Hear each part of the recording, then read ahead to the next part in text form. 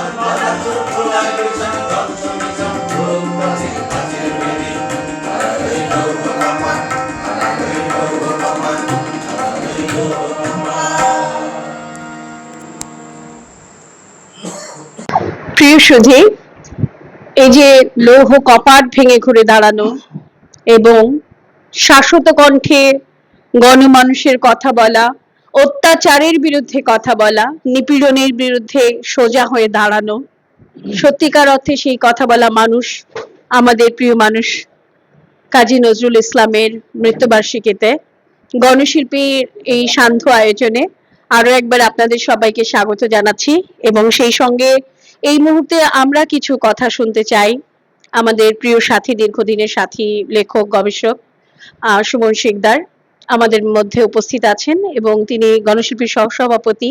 সাংগঠনিকভাবেই শুধু নয়, নজরুলকে তিনি তার বলয় দিয়ে, তার পরিধি দিয়ে কেমন দেখেছেন, কি বুঝেছেন, এখন সুমনের স্মৃতি কথা শুনবো, সঙ্গে থাকুন।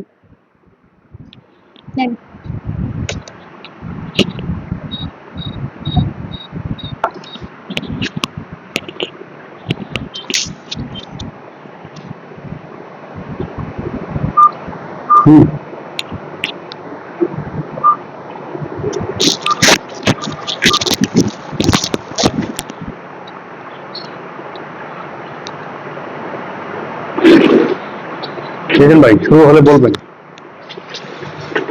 বলবো, ধন্যবাদ জানাচ্ছি। বাংলাদেশ গণশিল্পী সংস্থা ঝিনাইদহ আঞ্চলিক শাখা আয়োজিত নজরুল, বিদ্রোহী কবি নজরুল, জাতীয় কবি নজরুল, কাজী নজরুল ইসলামকে স্মরণে আজকের অনুষ্ঠানে হাজির হতে পেরে নিজেকে খুব ভালো লাগছে এবং আশান্বিত হচ্ছি। আমাদের মাঝে উপস্থিত হয়েছেন আমাদের অগ্রজ, আমাদের যার দীক্ষায় দীক্ষিত এমন একজন ব্যক্তি যে নিজেও ইতিহাসের স্মারক হয়ে আছেন, যার কিছু কিছু গান এখনো এতই প্রচলিত যে আমরা আমাদের সকলের যারা গেয়ে বেড়াই, যারা গাওয়াই বেড়াই, তারাও কিন্তু আশ্চর্য হয়ে যায়। হয়তো তিনিই জানেন না, যিনি গান তিনিই জানেন না যে এই গানটা মিনামিজান লিখেছেন।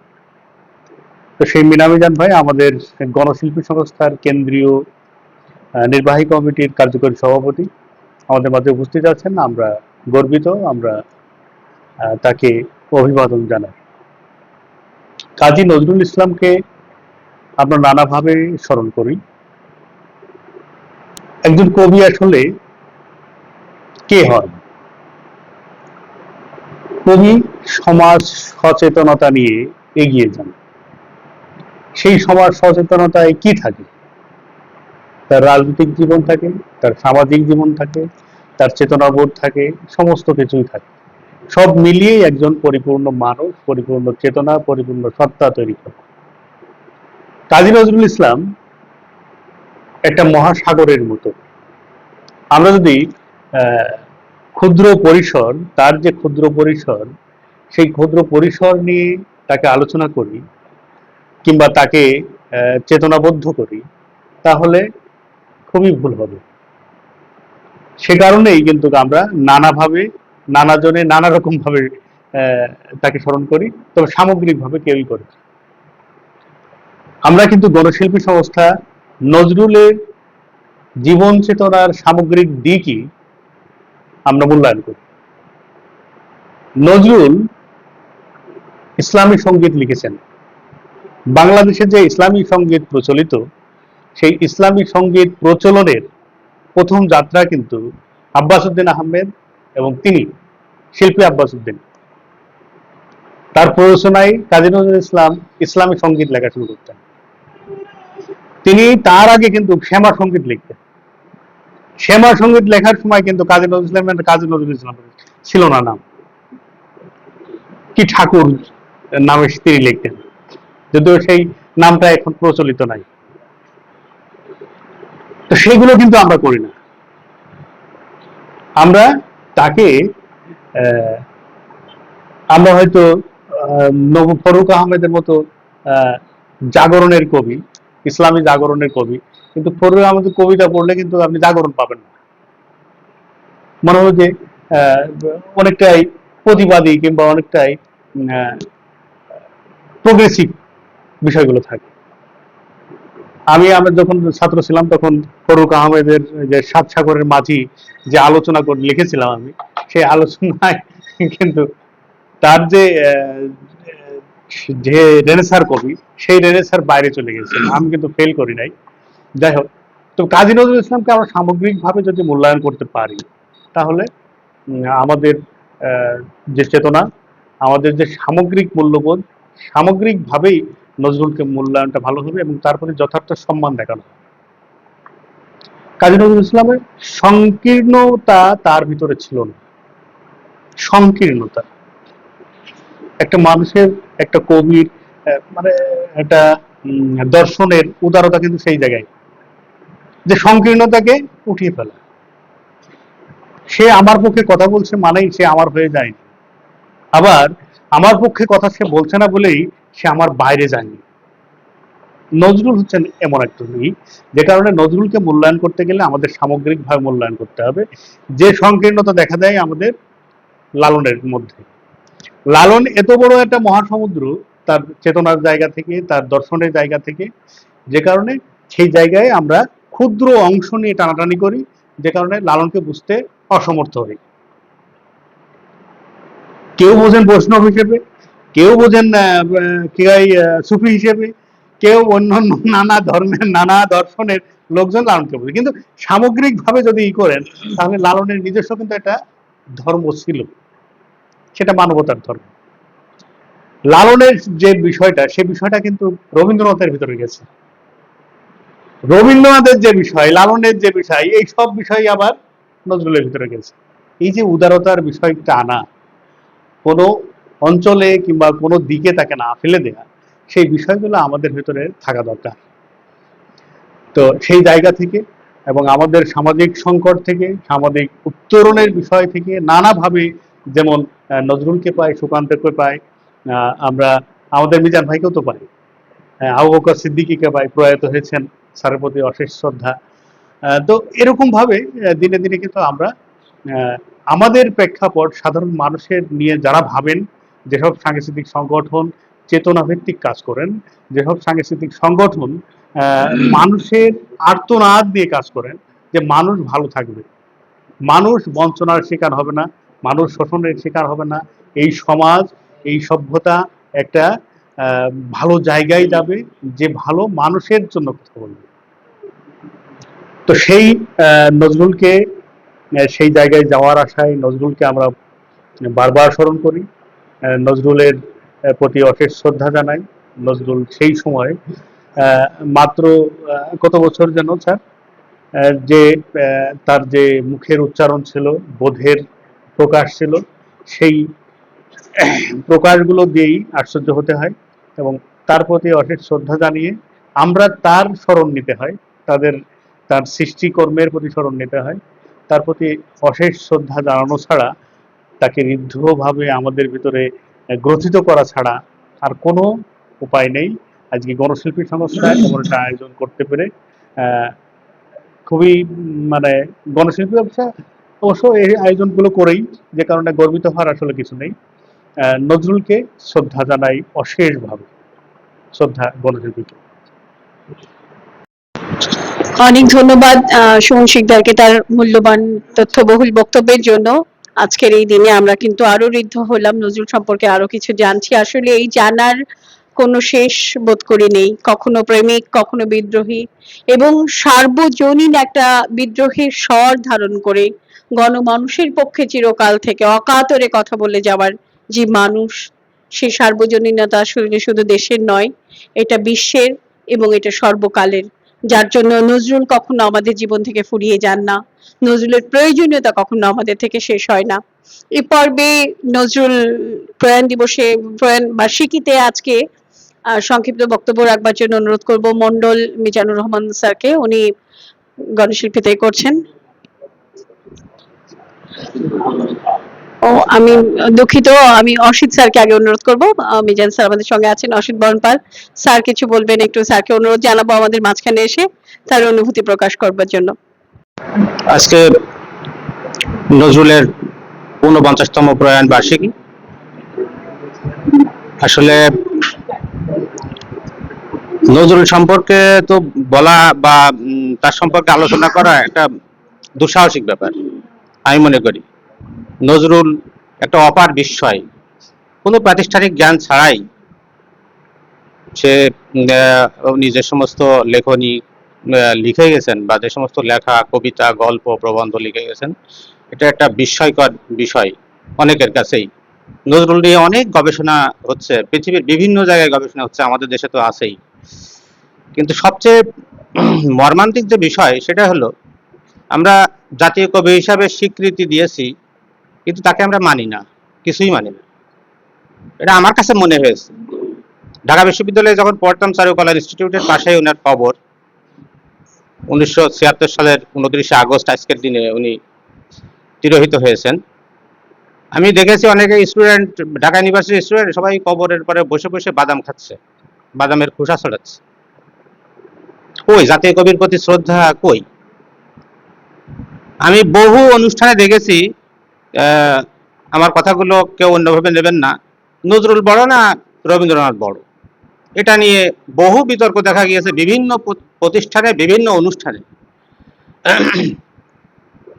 আসলে খুব আশ্চর্য লাগে যে নজরুলকে মাপার মাপকাঠি আমি মনে করি, আমার দৃষ্টিতে, আমি বিদগ্ধ পাঠকও নই, বিদগ্ধ গবেষকও নই, কিছুই নই, তারপরেও আমার মনে হয়েছে যে নজরুলকে মাপা যায় নজরুলকে দিয়ে, নজরুলকে, রবীন্দ্রনাথকে মাপতে গেলে রবীন্দ্রনাথকে দিয়েই মাপতে হবে। নজরুলের জন্ম 1899 সালে। 1942 সাল থেকে উনি বাকরুদ্ধ হয়ে গেলেন, অপকৃষ্ট হয়ে গেলেন একেবারেই। 76 সাল পর্যন্ত ওইভাবেই উনি ছিলেন। মাঝে মাঝে মনে হয় যে উনি যদি বেঁচে থাকতেন তাহলে আরো কত কিছু আমরা পেতাম। এই পৃথিবী হয়তো আরো অনেক কিছু, শুধু বাংলাদেশ নয়, আমি পৃথিবী বলে বলবো, এই পৃথিবীর অনেক মানুষ আরো আলোর পথে আসতে পারত। যাই হোক, আমি শুধু সেইটুকুই বলবো যেটুকু উনি আমাদের দিয়ে গেছেন। আসলে আমরা নজরুলকে লালন করি না বাস্তবিক পক্ষে। আজকের দিনে, জন্মদিনে বা মৃত্যুদিনে 12ই ভাদ্র এবং 11ই জ্যৈষ্ঠ, আসলে ওই 11ই জ্যৈষ্ঠই এবং 12ই ভাদ্রই আমরা এখান থেকে বেরিয়ে যাব। আমরা কিন্তু নজরুলকে মানি না। নজরুলকে যদি মানতে পারা যেত, তাহলে আজকে এই আমাদের দেশে এই সমস্ত হানাহানি একটু হতো না। যে সমস্ত লেখনী সাম্যবাদী, মানুষ, নারী, পাপ, এই সমস্ত কবিতাগুলো এখনো মাঝে মাঝে ছাত্র অবস্থায় থেকেই আমি একটু একটু করে পড়তাম। এখন ভুলে গেছি অনেক কবিতা, আজকে কথা বলার কোনো প্রস্তুতি আমার ছিল না। আমি মনে করি যে প্রত্যেকের বালিশের নিচে একটা করে সঞ্চিতা থাকা দরকার। আমরা নজরুলকে লালন করি না, আমরা পালন করি না, এটা খুব দুঃখের সাথে বলছি। আমরা যদি নজরুলকে মানতাম, তাহলে আজকে ধর্ম নিয়ে ব্যবসা হতো না, একেবারেই ধর্ম নিয়ে ব্যবসা হতো না। কত কিছু বলে গেছেন আমাদের জন্য, আমরা সেই পথে কিন্তু হাঁটি না। আমরা শুধু জন্মদিনে একটা উৎসব করি, এই যে আলোচনা করছি এই পর্যন্তই। মৃত্যুদিনে একটা উৎসব করি, আলোচনা করি, এই পর্যন্তই। তো যাই হোক, আমি বেশি কথা বাড়াচ্ছি না, আরো বক্তা আছে, অনুষ্ঠান আছে। আমি শুধু এইটুকুই বলবো, নজরুলকে বেশি বেশি চর্চা করা প্রয়োজন, বেশি বেশি অনুশীলন করা প্রয়োজন, এবং প্রত্যেকটা বাড়িতে আমি মনে করি ওই গীতা, বাইবেল, কোরআন এসবের পাশাপাশি একটা করে মিনিমাম একটা করে সঞ্চিতা যেন থাকে।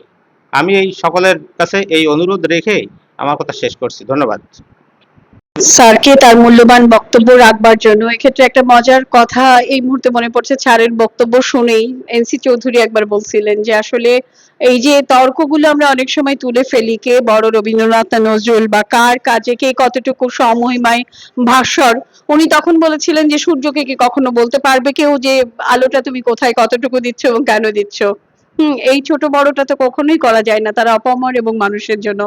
খুব অদ্ভুত ভাবে আমার মনে আছে রবীন্দ্রনাথের একটা চিঠিতে উনি লিখছেন, নজরুল তখন কারাগারে, উনি ছেলের অধিকেই অনুরোধ করছেন যে তুমি একটু খোঁজ নাও, আমার চিঠি বোধহয় ওখানে পৌঁছতে দেওয়া হচ্ছে না, নজরুল চিঠি পাইনি, কিন্তু তুমি খবর নাও সে কেমন আছে। এই যে বোঝাপড়া, ভালোবাসা এবং একটা প্রজন্ম থেকে আরেকটা প্রজন্মে এগিয়ে যাওয়ার জায়গায় নজরুল যেমন অগ্রগামী ছিলেন এবং তিনি আজও প্রাসঙ্গিক, তেমন করে রবীন্দ্রনাথ নজরুল উভয় চেতনা নিয়েই যদি আজও বাঙালি বা মানুষ, আমরা বাংলা ভাষাভাষী বা অন্যান্য ভাষাভাষীও যারা আছেন এখনো সাহিত্যকে ভালোবাসেন বা মানুষের ধর্মকে লালন করতে চান, সেখানে নজরুল অবশ্যই প্রাসঙ্গিক এবং মানে অনিবার্যভাবে প্রাসঙ্গিক তিনি। এই সত্যিটা মেনে নিয়েই বোধহয় গণশিল্পীও তার পদচারণায় এবং পথ চলায় নজরুলের সেই অনুরণনকে বুকে ধারণ করেন। এই পর্বে কথা বলার জন্য অনুরোধ জানাবো জনাব আব্দুল সালাম স্যারকে। স্যার আঞ্চলিক শাখার সভাপতি হিসেবে দীর্ঘদিন দায়িত্ব পালন করছেন এবং গণমানুষের সঙ্গেই আছেন। তো স্যারকে আমি একটু অনুরোধ করবো, স্যার বক্তব্য রাখবেন। বিদ্রোহী কবি কাজী নজরুল ইসলামের 49তম মৃত্যু বার্ষিকীতে বাংলাদেশ গণশিল্পী সংস্থার আজকের এই ছোট্ট আলোচনা সভায় উপস্থিত গণশিল্পী সংস্থা কেন্দ্রীয় কমিটির নির্বাহী পরিষদের কার্যকরী সভাপতি, বিশিষ্ট গণসঙ্গীতকার, রবীন্দ্রসঙ্গীত শিল্পী, সাংস্কৃতিক সংগঠন অ্যাডভোকেট মিনা মিজানুর রহমান, আমাদের মাঝে ইতিমধ্যে আলোচনা করেছেন আমাদের গণশিল্পীর ঝিনাইদহ শাখার সহসভাপতি, বিশিষ্ট গবেষক কবি সুমন শিকদার। আমাদের মাঝে ইতিমধ্যে কথা বলেছেন গণশিল্পী সংস্থার শহীদ, এই সংগঠনের পৃষ্ঠপোষক, উপজেলা শিক্ষা অফিসার বাবু অসিত পাল। এছাড়া আমাদের গণশিল্পী সংস্থার সহসভাপতি উপস্থিত আছেন আমাদের কার্তিক বিশ্বাস, আমাদের নাসির, আমাদের কৃষ্ণা বৌদি, আমাদের অনামিকা এবং কাকিমা, আমাদের সাধারণ সম্পাদক মন্ডল মিজান এবং আরো উপস্থিত হয়েছেন আমাদের সিজার বিশ্বাস, সকলকে আমাদের সংগঠনের পক্ষ থেকে শুভেচ্ছা জানাচ্ছি। কথা আমরা বাড়াবো না, মূলত নজরুলকে আমরা কেন স্মরণ করি সেই কথাটুকু আমার একেবারে দুটো তিনটে বাক্যেই আমি শেষ করব। আসলে মানুষ হওয়ার জন্যই নজরুলকে স্মরণ করতে হবে। আমরা বাঙালিরা আসলে মানুষ হতে পারছি না, যে কথাটি আমরা বারবারই আমাদের মনীষীরাও বলেছেন যে বাঙালি করেছো মানুষ করনি। এই মানুষ হওয়ার জন্য আসলে বারবার আমাদের নজরুলের কাছে ফিরে যেতে হয়। নজরুলের ছোটবেলা, নজরুলের বড়বেলা, নজরুলের এই লেখালেখির বেলা, নজরুলের যে রাজনৈতিক দর্শন এবং শেষ বেলা, এই সবটুকুই যদি আমরা একটু খেয়াল করে দেখি, তাহলে সব কিছুর মধ্যে তার যে মানবিকতা সেটাই ছিল সর্বাগ্রে। সবার উপরে মানুষত্ব তার উপরে নাই, যে কথাটি আমরা শুনি। নজরুলও সেভাবেই ভেবেছেন এবং তার প্রতিটি লেখায় বা অধিকাংশ লেখায়, অধিকাংশ গানে তার এই মানবতা বোধ নিয়েই কথা হয়েছে। তাহলে আমরা যদি তার এই মানবতা বোধটাকেই ধরে রাখতে পারি, তাহলে হয়তো আমরা যেমন বাঙালি হিসেবে গড়ে উঠতে পারবো, আমরা তেমনি মানুষ হিসেবে গড়ে উঠতে পারবো। আসলে আমাদের খুবই প্রয়োজন হয়ে গেছে যে আমরা এই নজরুলের দর্শনকে ধারণ করা। আমরা নজরুলদের দর্শনকে ধারণ করতে গিয়ে নজরুলকে খণ্ডিত করছি এবং তাকে কোনো কোনো সময় আমরা বিশেষ অংশের, বিশেষ গোষ্ঠীর কবি হিসেবে মনে করছি, যে কথা নজরুল নিজেই তার লেখায় বারংবার বলেছেন যে আমি সবার জন্যে। তো সেই সবার জন্যে হওয়া মানুষের সংখ্যা এখন কমে গেছে। আমরা গণশিল্পী যারা করি, আমরা আহ্বান জানাবো আমরা যেন সবার জন্য হতে পারি। সব মানুষ সবার জন্য হবে না, কিন্তু আমরা যারা সাংস্কৃতিক সংগঠন করি, সংস্কৃতি চর্চা করি, তারা যেন সবার জন্য হতে পারি, সবার জন্য হওয়ার সেই চেষ্টাটি করতে পারি। তাহলেই আমাদের এই নজরুল চর্চা, নজরুলের এই মৃত্যুবার্ষিকী, তাকে স্মরণ করা সার্থক হবে। আমি আবারও আহ্বান জানাই, আসুন আমরা মানবিক হয়ে উঠি, আমরা নিজেরা মানুষ হওয়ার জন্য সংগ্রাম করি এবং আমরা এই সমাজটাকে একটি মানবিক সমাজে পরিণত করি। সকল জাতপাত, সকল ধর্মকর্ম, সকল আভিজাত্যের ঊর্ধ্বে উঠে আমরা শুধুই মানুষ হতে পারি, শুধুই সবার জন্য হতে পারি, এই আহ্বান রেখে আমি আমার কথা শেষ করছি। ধন্যবাদ সকলকে। অনেক ধন্যবাদ স্যারকে। এবং এই প্রসঙ্গে একজনের উক্তি স্মরণ না করে পারছি না, এর আগেও বলেছি, উক্তিটা বারবারই বলি, সবসময় ভালো লাগে এই জন্য। এই যে নজরুল সম্পর্কিত খুব ভালো একটা মূল্যায়ন দেখেছিলাম, এক জায়গায় বলা হয়েছিল যে নজরুল হচ্ছে মূর্ত প্রাণময়তার প্রতীক, তিনি প্রজ্ঞায় আলীর মতন প্রজ্ঞাবান, বিপ্লবে অবশ্যই তিনি বিপ্লবী এবং সেই বিপ্লবের জায়গায় ওমরের মতোই খড়গহস্ত, প্রেমে তিনি কৃষ্ণর মতন আকুল এবং যে কোনো দিলে চোট লাগলেই ক্রন্দনে তিনি শিশুর মতোই সরল এবং অসাধারণ। এমন মানুষকে ভালো না বেশি সত্যিই পারা যায় না। ডক্টর আহমদ শরীফের এই উক্তিটা আজও পর্যন্ত বুকে বাজে যে নজরুল সত্যি কতটা অকপট এবং সার্থক ছিলেন। এবং সেই বর্ণনা আমরা প্রতিভা বসুর লেখাতেও অনেকবার পেয়েছি যে প্রাণবন্ত একটা তুর্কি যুবক ধূমকেতুর মতো হয়ে শুরু করলেন এবং তখনই শিক্ষা গোষ্ঠী আন্দোলন শুরু করছে কলকাতায় সাহিত্য নিয়ে, তখনই সমাজ বদলের কাজগুলো চলছে, সেই সময় নজরুল মূর্ত প্রাণময়তা হয়ে সমাজে আত্মপ্রকাশ করছেন।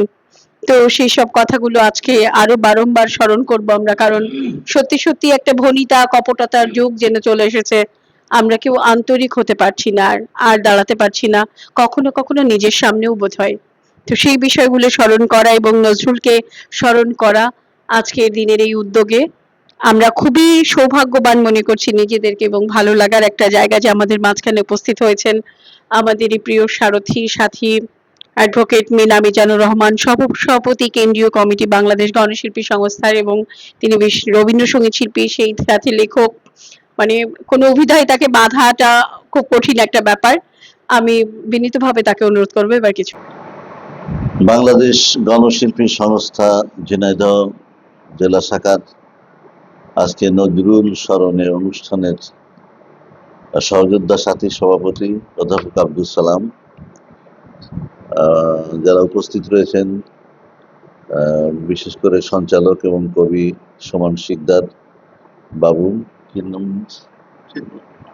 বাবু অসিত পাল, এবং আরো যারা গণশিল্পীর কর্মী বন্ধুরা রয়েছেন, শিল্পী বন্ধুরা রয়েছেন, সকলকে কেন্দ্রীয় কমিটির পক্ষ থেকে অভিনন্দন এবং শুভেচ্ছা জানাচ্ছি। কবি কাজী নজরুল ইসলাম নামটি শুনলে আমরা বাংলাদেশ গণশিল্পী সংস্থার আন্দোলন সংগ্রাম যখন শুরু করেছিলাম, তখন এই নামটি আমাদের একটি সারথি হয়ে আমাদের সঙ্গে সহযোদ্ধা হিসেবে সবসময় আমরা তাকে কাছে টেনেছি, আমাদের প্রয়োজনে, মানুষের প্রয়োজনে। আজকে কবির এই মহাপ্রয়াণের এই দিবসে তার স্মৃতির প্রতি গভীর শ্রদ্ধা জানাই, শ্রদ্ধা নিবেদন করি। ইতিমধ্যে কবি সুমন শিকদার, বাবু অসিত পাল এবং সালাম ভাই বিভিন্ন আঙ্গিকে কবিকে তুলে আনবার চেষ্টা করেছেন, এবং সুমন শিকদারের আলোচনার মধ্য দিয়ে খুব পরিষ্কার হয়েছে, এবং অসিত বাবু বলার চেষ্টা করেছেন, সালাম ভাই বলার চেষ্টা করেছেন, তিনজন আলোচকের মধ্য দিয়ে যে বিশ্লেষণটি আসে সেটি আগে বলি, যে কবি নজরুল তো কবি নজরুল, এবং আমাদের কবি নজরুল, এবং সকল মানুষের কবি নজরুল, বিশ্বের কবি নজরুল। কি জন্য? মানুষের মানবিকতার দীক্ষার জন্য নজরুল, সেখানে আশ্রয় নেওয়া যায় মানবিকতা অর্জনের জন্য, সেখানে বিশ্বাস করা যায়। এই হচ্ছে কবি নজরুল। আমি ব্যক্তিগতভাবে কবি নজরুল সম্পর্কে যেটুকু জানার চেষ্টা করেছি, কয়েকটি জিনিস খুব মুখ্য। অনেক বিষয় আছে একটা মানুষের চলাফেরার মধ্যে, সারা পৃথিবীর চলাফেরার মধ্যে, সারা দেশের, সারা সমাজের, সারা পরিবারের চলাফেরার মধ্যে অনেক অনেক বিষয়গুলো আসে নজরুলকে বিশ্লেষণ করলে। আমি মূলত সালাম ভাই যে কথাটি বলেছে, কবি সুমন শিকদার যে কথাটি বলেছেন, যে কবি নজরুল হচ্ছে আমাদের প্রয়োজন কতটুকু, বিশেষ প্রয়োজন কতটুকু, সে বিশেষ প্রয়োজনের দিক নির্দেশনা আমার কাছে যেটা ধরা পড়ে সেটা হচ্ছে, কবি নজরুলকে বিশ্লেষণ করলে দেখা যাবে তিনি বাংলা সাহিত্যের একজন বড় মাপের একজন দ্রোহের কবি। বাংলা সাহিত্যকে, আমাদের যে ভান্ডার, বাংলা সাহিত্যের যে ভান্ডার, কবি রবীন্দ্রনাথ যাকে আরো বেশি পরিপূরক করে দিয়ে গেছেন, তার মধ্যে কবি নজরুলের অবদান আমাদের স্বীকার করতে হয় বাংলা সাহিত্যের এই ভান্ডারকে আরো ভরপুর করে দেওয়ার জন্য। কবি নজরুলের নাম খুবই শিরোধার্য। আর একটি বিষয় হচ্ছে, কবি নজরুলকে বিশ্লেষণ করলে দেখা যাবে কি, এই পৃথিবীতে, এই দেশে, এই কালে, এই সমাজে, সেই সমাজে, সেই কালেও বহু রকম ধর্মের প্রভাব ছিল, বহু রকম ধর্মের আবির্ভাব ছিল। তার মধ্যে কবি নজরুল কিন্তু একটি চেতনার কথা বলেছে, অসাম্প্রদায়িক। আমি, ধর্ম আমার বিভিন্ন রকম হইতে পারে, কিন্তু আমার চেতনা হচ্ছে মানুষের জন্য যেটা দরকার সেটা হচ্ছে অসাম্প্রদায়িক।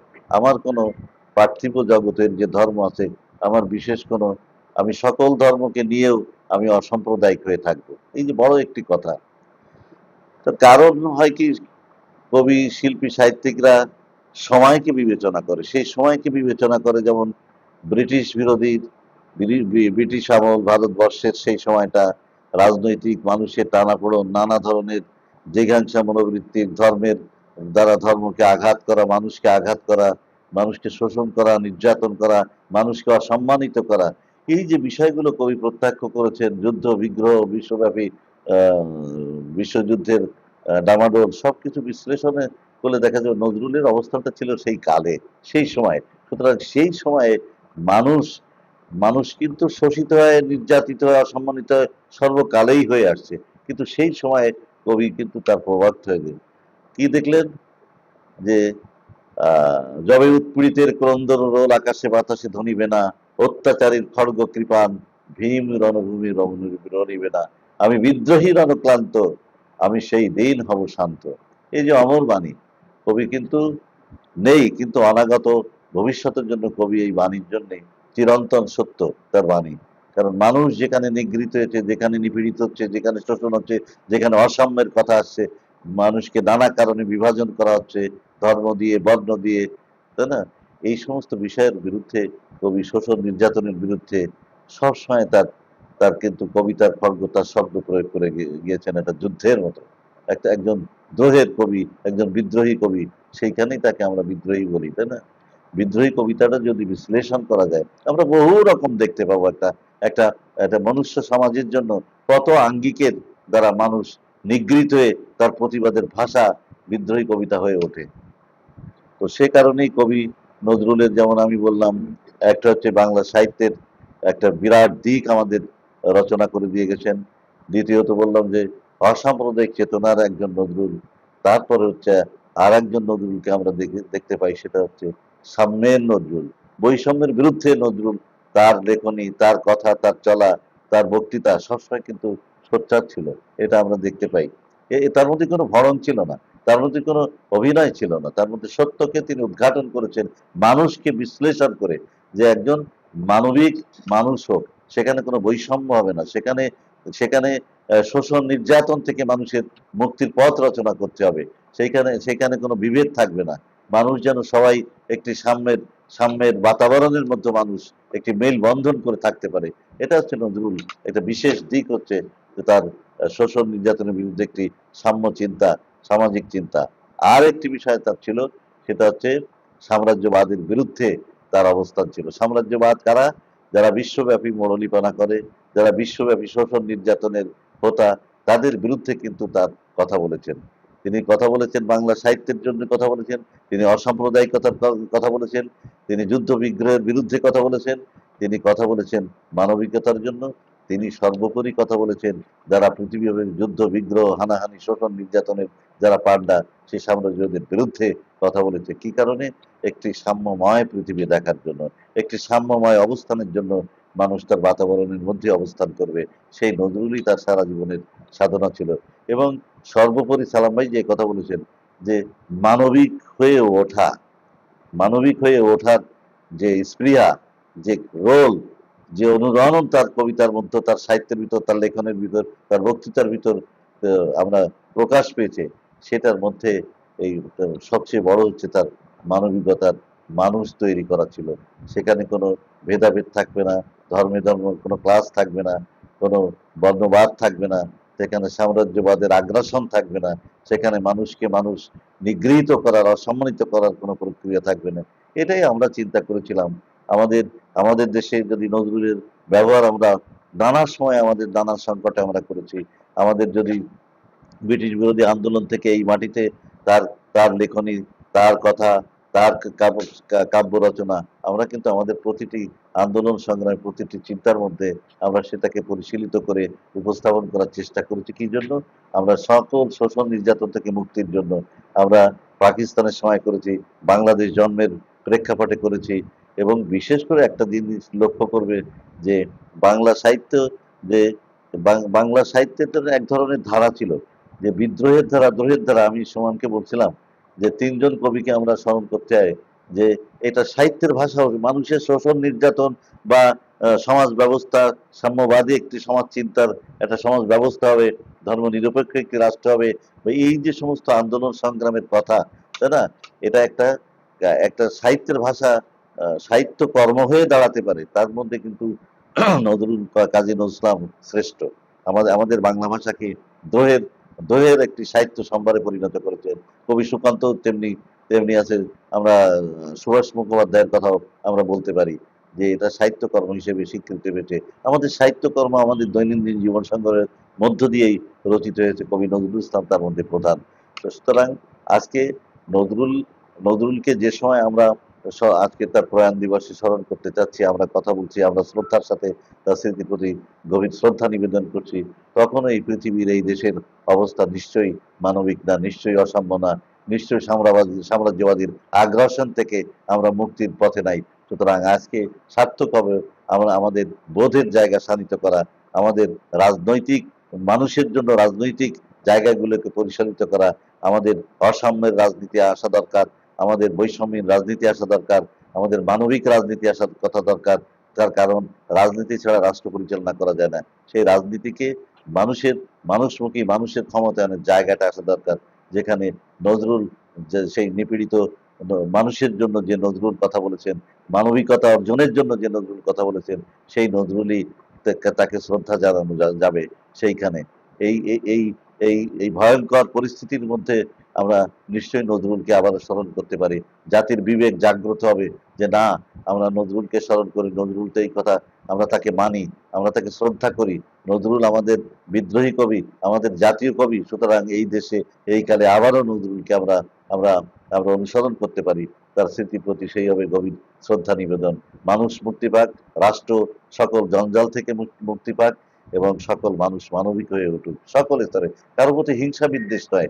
রাজনীতি করতে গেলে বা সংস্কৃতি চর্চা করতে গেলে বা ধর্ম চর্চা করতে গেলে প্রতিহিংসার পরায়ণ হয়ে ওঠে, একটা মানবিক হওয়া যায় না। সুতরাং নজরুলের শিক্ষাই হচ্ছে মানবিকতার শিক্ষা এবং আগ্রাসনের বিরুদ্ধে লড়াই করার শিক্ষা, সাম্রাজ্যবাদের বিরুদ্ধে লড়াই করার শিক্ষা, সাম্প্রদায়িকতার বিরুদ্ধে লড়াই করার শিক্ষা। সেই নজরুলকে আমরা আবিষ্কার করি আমাদের কাজের মধ্যে। মানুষ নিশ্চয়ই বিবেকবান হবেন, মানুষ নিশ্চয়ই সচেতন হবেন, মানুষ নিশ্চয়ই সেই বাংলাদেশের মানুষ বিবেকবান হবেন। এই আশায় আজকে নজরুলের প্রতি আবারও গভীর শ্রদ্ধা নিবেদন করে গণশিল্পীর এই আয়োজনকে স্বাগত জানিয়ে আমি আমার কথা শেষ করছি। সকলকে ধন্যবাদ।